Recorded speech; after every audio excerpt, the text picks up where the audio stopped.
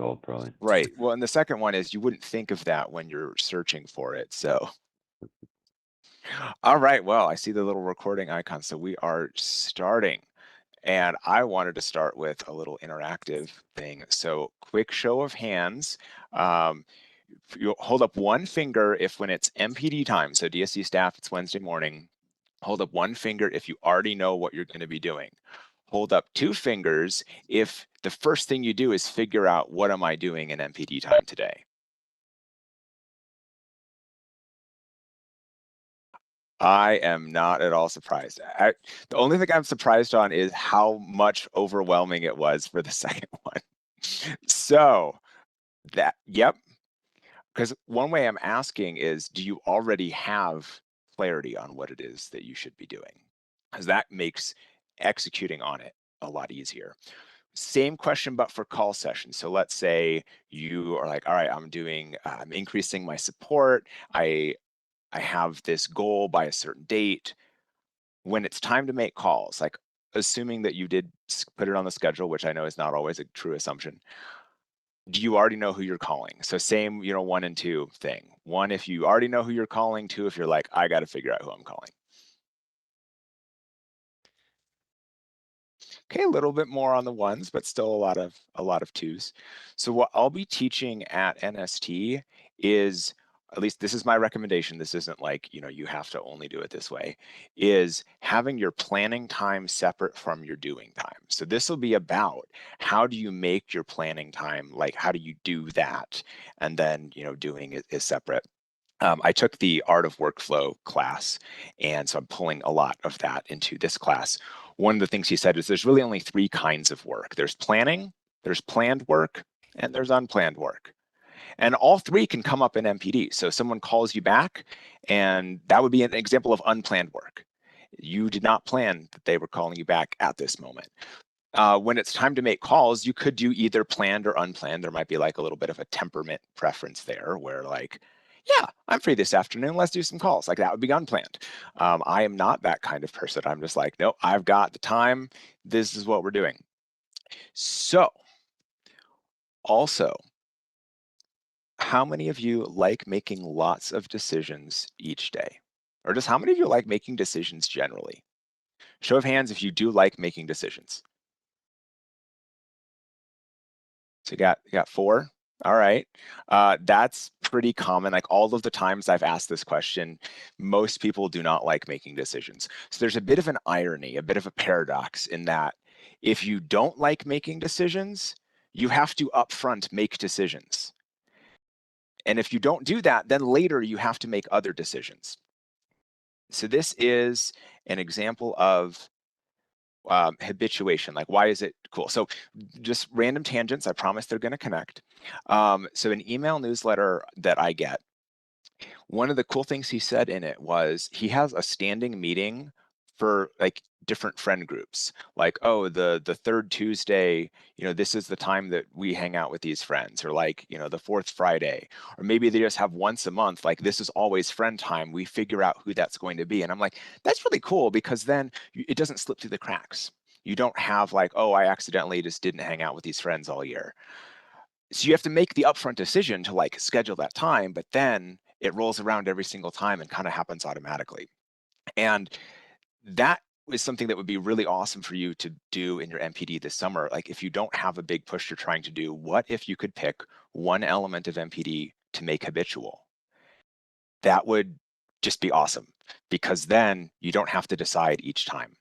One thing that I suspect happened when we made the shift to monthly mission updates is their goal was that it reduces everyone's work. Like we want it to be a shorter update that's a lot easier to do, that takes less time. If you made it habitual, that is what happened. If you didn't, it meant every month I have to decide, when am I writing my mission update? And now instead of making 4 decisions, you have to make 12. And now each time, like it's adding the mental load, and therefore is perceived as harder. Does that kind of line up with people's experiences? Like show of hands of like, yes, that sounds accurate. Like whichever of those 2 you fell in. I see a lot of head nods there. Yep. See, we know things. We listen sometimes. So where was I going with all of this? Yes, law of habituation. So if you can habituate something, generally good idea to do so. And then of the three kinds of work. So here's what happens. This is what I'm explaining in my pre-recorded NST class that I recorded 2 days ago. So very fresh on my mind. If we're telling first years, come with your top 20 contacts for that first call session, that hour long. What I don't want them to do is come with, here's 20, I look at my list of 20. All right, who am I calling first? Call them. All right, of these 19, who am I calling next? Call them. And you're constantly switching back and forth between two very different brain modes. What you've done, according to both computer science and neuroscience research, so this is like if a computer tries to do it this way, here's what happens if your brain does similar thing. You take your work squared. So 20 times 20 is 400. You made your work 400 times harder. And I want you to work much, much easier than that. Don't work harder, work easier. Instead, if you come with, all right, here's my 20, you don't have to like number them 1 through 20, who am I calling? You can have like a rough strategy of, I want to do 3 easy ones to get some momentum, and then I'm going after my hardest one because I know if I wait to have them at the end, I'm going to chicken out and not do it.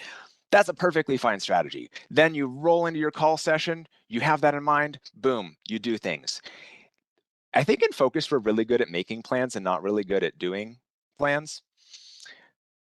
It's just been, I think, especially if DSC, like every DSC staff that if I've like talked to a department, like lots of head nods there happening. So as you're making your plan, like I actually want you to think about how can I make this easier for me to do it? Because I would rather you make a, less good plan that you do versus like the perfect plan that you get the little dopamine hit from like I made the plan and then you didn't actually do anything on it, which happens with New Year's resolutions, by the way. Like especially if you tell a lot of people, you get the same pleasure from like as if I did it without having to do it. So, a little shortcut there that doesn't actually work. Final thing on, and I will connect this to gift of clarity. There's this thing called the myth of simultaneity, where if you have, let's say 20 mission partners that you know you need to call, it feels like you have to call all 20 of them right now at the same time, which is of course impossible. At best, Saints can bilocate, so you could get 2 at once, but not like any more than that. Instead, if you're saying, all right, how can I make this bite size? Like, I don't necessarily have to call all 20 mission partners today. Maybe I want to, but I don't have to. How can I split it up to make that doable? Like, what if you want to get in 5 phone calls by 9 a.m., like before, students are awake? Morning time slots, 8 to 9 a.m., wonderful time slot. Then you start off the day feeling awesome because you did a thing that you knew that you needed to do. That would be an example of thinking through how can I make it so it's easier for me to succeed. What you're doing is giving yourself the clarity. When you have to sit down and say, what am I doing first? That lack of clarity is a stumbling block that makes it harder to act on. We did an MPD stewardship sprint maybe about a month ago for people who want to grow in their stewardship, or if they're experiencing a lot of MPD shame, like, man, I haven't called them in 5 years. Like, I'm a terrible missionary. Like, okay, great. Like, let's declare task bankruptcy. Yeah, you didn't do those things. Okay, let's work. Now we're going to, you just text 100% of your mission partners, ask for prayer requests over 1 week. That's what the sprint is. It's literally just that. But I told them, I'm giving you the gift of clarity. You don't have to guess as to what you're doing. You are texting all of your mission partners to ask for prayer requests. No guesswork, easy to do. Because otherwise, if you have like, well, I could text some and call some and like there's all of this stuff, I don't know what I should do first. It's hard to sort through what should I do first. Lack of clarity will wreck you. It's not fun. So as you think through your plan, we do have documents on the staff site how to make an MPD plan. It includes like a seasonal component. So you might have your big goal for the whole year. What do I want to do this summer? How much of the summer will I be doing MPD? What do I want to do first semester? What do I want to do second semester? If your seasonality is a little bit different at the DSC, like what are those seasons for you? You've taken the big goal, broken it into bite-sized chunks. The final step is what's the daily or the weekly? That's super bite-sized so that here's when I'm doing this. It's very easy to do. If you want accountability, you can build that into your plan. Highly recommend it. If you want a stewardship sprint for accountability, we're doing one in May. I normally was thinking of like just DSC, but if campus staff, if you want to join, like come, it would be awesome. If you want a growth sprint, I am doing one of those in phase 2 of NST. I'm targeting regional directors, so like, but we've had campus staff join sprints in the past. Also DSC staff, it can be a really good time to do that. What people who've done the sprints have said is it's really good having other people there who are doing the same thing, because otherwise, like, yeah, first years, you've got that sense of camaraderie with each other. Second years, some of them are doing MPD, some of them are doing mission trips. Like, you don't necessarily have that. And then as soon as you're a veteran staff, it's kind of like, hey, let's go flail. Like that sometimes becomes the level of support. Like, I assume that you know what you're doing. I'm not going to ask you about it. Not a great plan.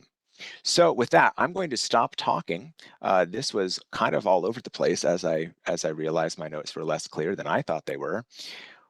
Well, we have questions. We have plenty of time for questions, and I will let some people know I will be slightly late to their check-in, and that's totally okay. I'm here first. All right, you have a team that unmuted, it looked like. Maybe they didn't. Nope, never mind. If you want, you can message me questions as well, and I can pitch them to Mike if you feel a little bit more comfortable doing that. But otherwise, we encourage you just to be brave and unmute, and you can ask that way as well. Can I ask a question? Do it. So we are just normal campus staff, but I think all of us would be interested in taking part of the phase 2 sprint for a growing support team. So how can we do that, and what's that going to look like? So it is, no such thing as normal. It is a 5-week sprint and targeting 30 appointments. And then that on average has landed people 500 to 1,000 monthly. So a possible way to structure it is 2 weeks to get appointments, 2 weeks to do appointments, 1 week to follow up. It doesn't have to look like that, especially if someone's not doing a trip. They might be doing appointments throughout. So like David's in a sprint right now, and he did 3 appointments on Monday. He's not doing like a particular MPD trip. And then there's an orientation week like the week before, because I learned from the very first sprint, if people go in with a plan of what their 5 weeks looks like, it goes a lot better than if they don't. So that is what that will look like. Easiest way, probably email me. So I will be out for surgery in 2 weeks from today. So I will not be setting this up until after that. And so if it's sitting in my inbox, then I will actually get to it. Cool.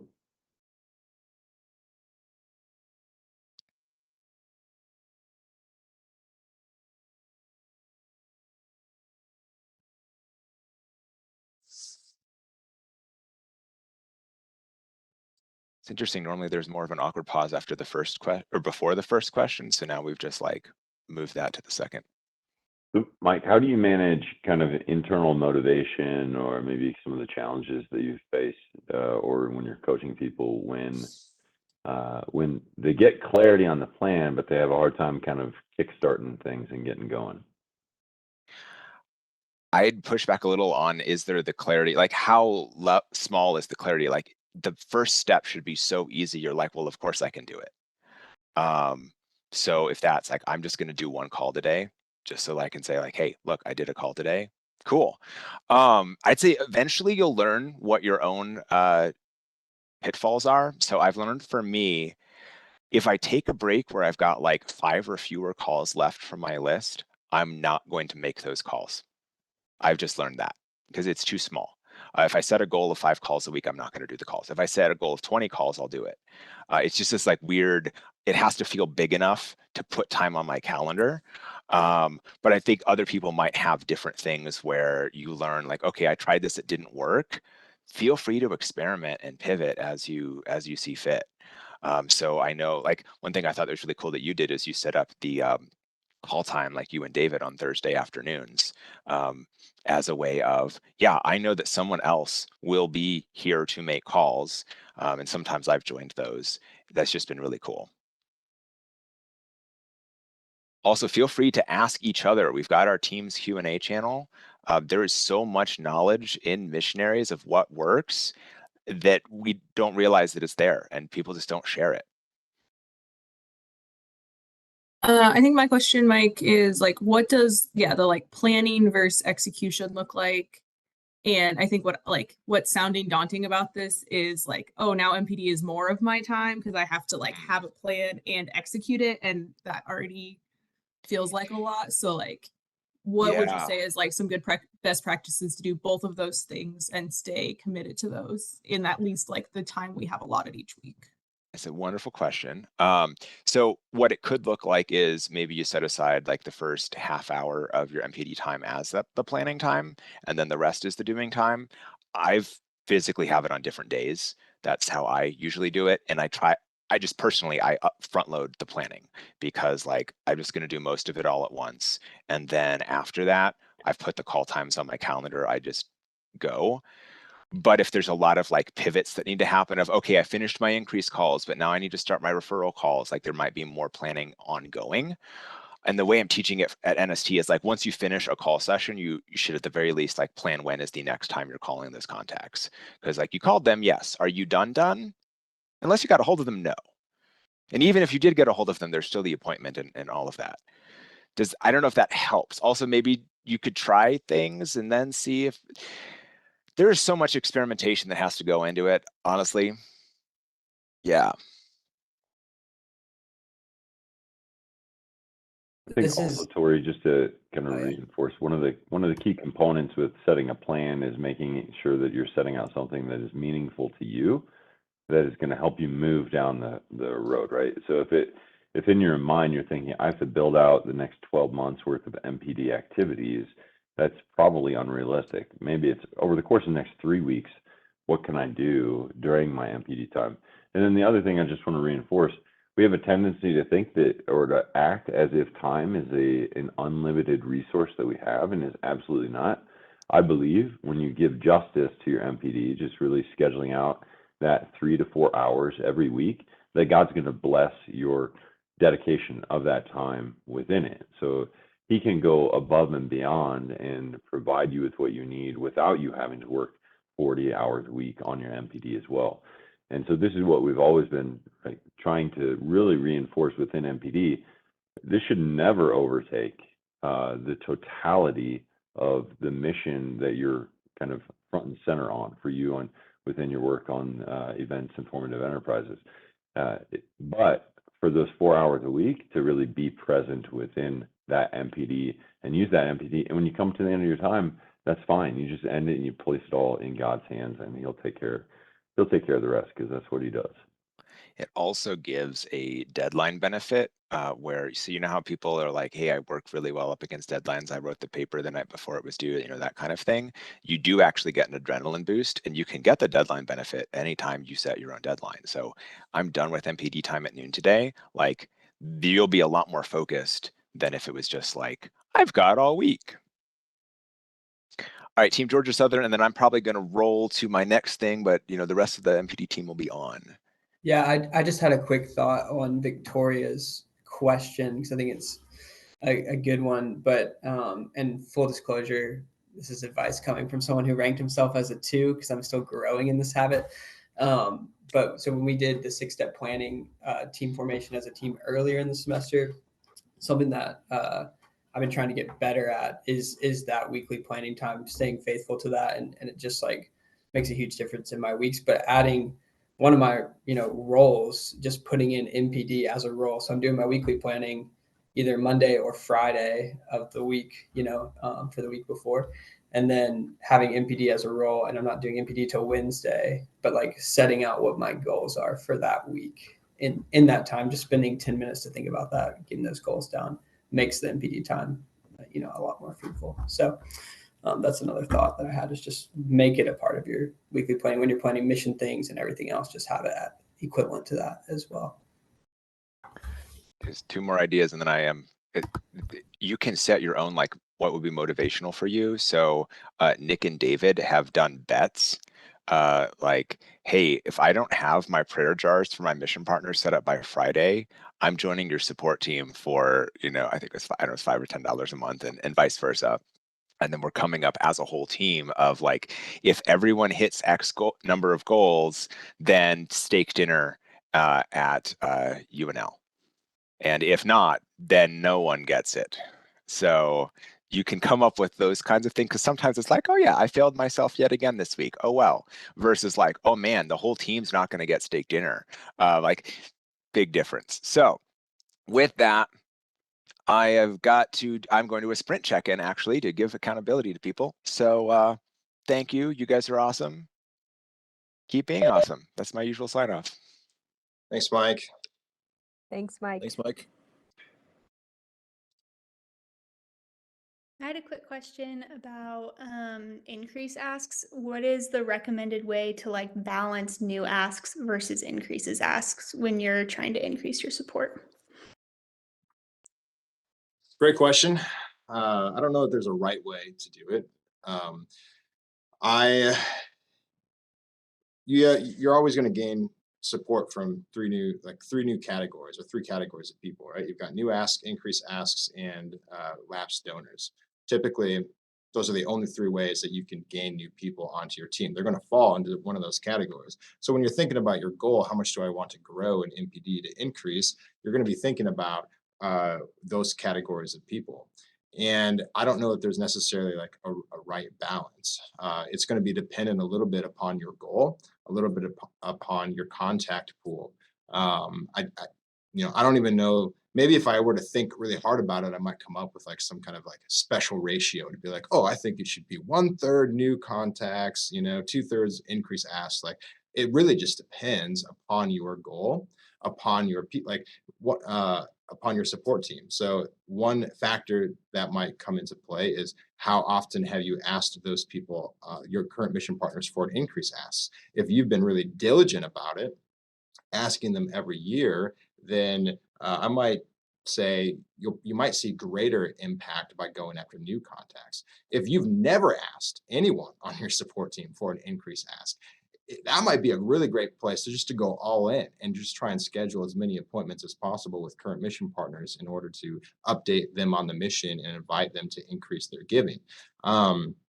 If you're somewhere in between, then maybe somewhere in between makes sense as well. My typical approach, or a approach that you could take, is also just saying, here's my goal.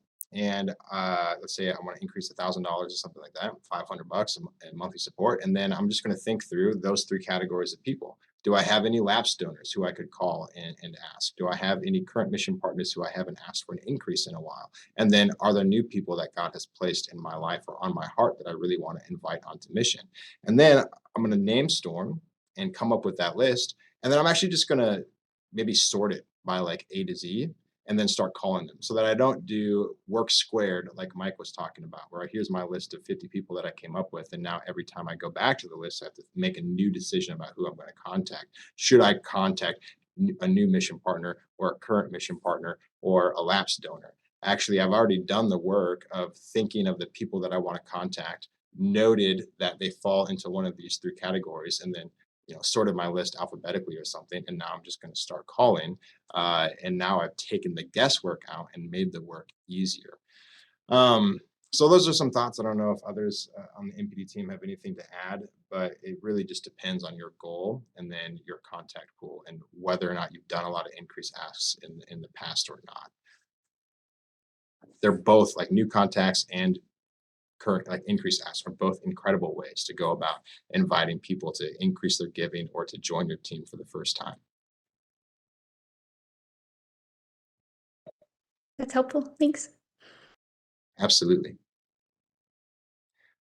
One thing that I was thinking about during this time is every time you sit down to work on a project, it always follows 3 different steps. Any project that you take on is going to have a component of it that's ideation, where you're thinking about what is the goal or the problem, like what do I need from this? And then you move into what's called activation, where you kind of rally around that idea. You start discerning the different goals that you've come up with, and you start rallying around what's the one that gets me most excited. And then you're going to move into the actual implementation where you actually have to take that plan and move it. So sometimes we just think about, oh, we got to make our plan and then we got to execute our plan. And those are like the two sides, like the ideation and the implementation. And that's true, but I think there's also that activation component as well. And there's going to be part of this planning process that we all enjoy or do really well at, and then other parts of the planning process that we're going to struggle with. So some of us might really enjoy coming up with ideas and plans while struggling to implement it. Other times we might be really good at implementing things, but struggling to come up with the right goals and the right ideas. So as you're thinking about your MPD plan for this summer, it's probably going to be helpful to be thinking about, first off, like the first step is like ideation. Like, what's the actual goal that I'm going after? What do I need to do in my MPD? Then you're going to move to like the activation, like where you're starting to think about, have I discerned the right goal? And does this goal actually motivate me? Does it actually excite me? Like, and if it doesn't, then maybe there's a way to reframe that and dig a little deeper to say, Lord, like, how could this goal be more enticing to me? How could I be more motivated and excited about my MPD? What is it that you want me to engage in here? And then you move into the implementation phase where it's actually, okay, how do I get this done? And a key part of that is going to be different like systems that you can put in place to make to take out the guesswork and to make your work more effective and efficient, as well as accountability to say, who are the people who I can really lean on in order to help get this done. If I got a place, if I struggle with the getting things done component of it, and a bet, is going to be that leverage thing that makes me follow through on it, then great, I'm gonna lean on that, but we're all going to be somewhere on that spectrum of maybe we love the ideation and we love the implementation, but knowing that might actually be helpful as you map out your plan, thinking about it in those stages.